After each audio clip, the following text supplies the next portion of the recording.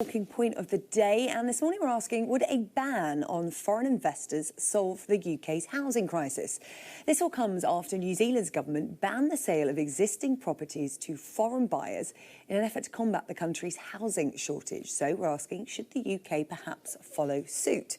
Here to talk it over, Reuben Young from the Price Out campaign, and joining us from our central London studio, Ben Harris-Quinney, chairman of the think tank Bow Group. He joins us there via our video wall. I'll come to you first, if I may, Reuben. This is an interesting idea from New Zealand. Do you think it could be a way of solving this country's housing shortage? In short, no. I think the so-called problem of foreign buyers in the UK housing market is massively overstated. It's something that gets a lot of headlines, but the solution to the housing crisis is to build more homes, which can be done by reforming planning, by re-evaluating Greenbelt policy, and perhaps most importantly by allowing local councils to borrow to build housing. Blaming foreigners for a crisis that's caused by successive governments of our own country is totally futile. Ben, I'll put that to you. Do you think this could be part of the solution? I mean, do you know the numbers of foreign investors in this country? Because we're talking about cities up and down the UK where foreign money is buying up property. Yeah, I mean, London is a particular problem. So over the last 7 years, there's been 200 billion just from foreign companies buying up residential property in London. About 50% of commercial property in London is foreign owned, 10% of residential property. So these are big numbers. You know, this is something that has had a major inflationary effect on the London housing market.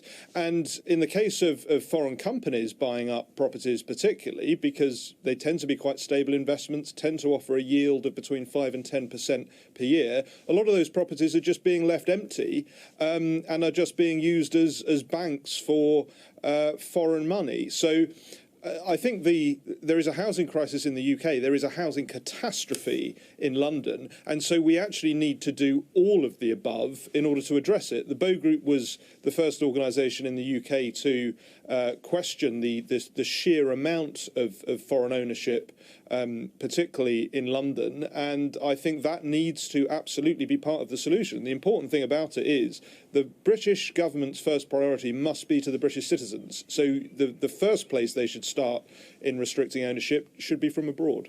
That's interesting, Reuben. You didn't think that foreign investors was that big a deal, but looking at those numbers that Ben pulled out there, £200 billion of foreign investment in residential property, it looks like a hugely big deal if you look at those numbers. So research by York University has found that around 13% of new build market housing in London, which is, as Ben says, the epicentre of this phenomenon, is sold to foreign buyers.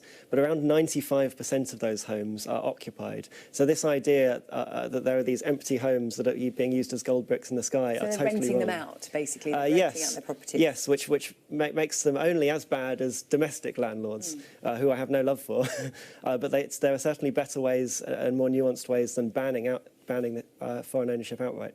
Ben, is the real problem here that it's actually driving up the price of existing property? Yeah. I mean, firstly, I want to make it clear that what the Bow Group is proposing is not to ban foreign ownership of property. It is to create a department where foreign buyers and investors would be required to register and pay a levy. So we're not going quite as far as New Zealand, but that levy money, you know, can then be used potentially to invest in the construction of new homes. I think we talk about numbers of 10 and 13%.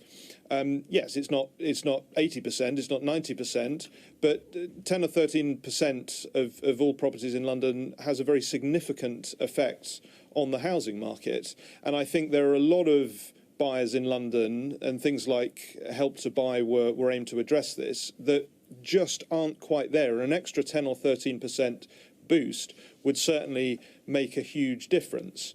I mean, we're in a situation now where the average price of a home in London is £500,000. You need to be earning six figures in order just to be able to afford an average home. If you're earning the average wage in London, you've got absolutely no chance of ever getting onto the property ladder. And I think the government is going to have to realise, a government of any colour is going to have to realise that there needs to be truly radical solutions to take account of that.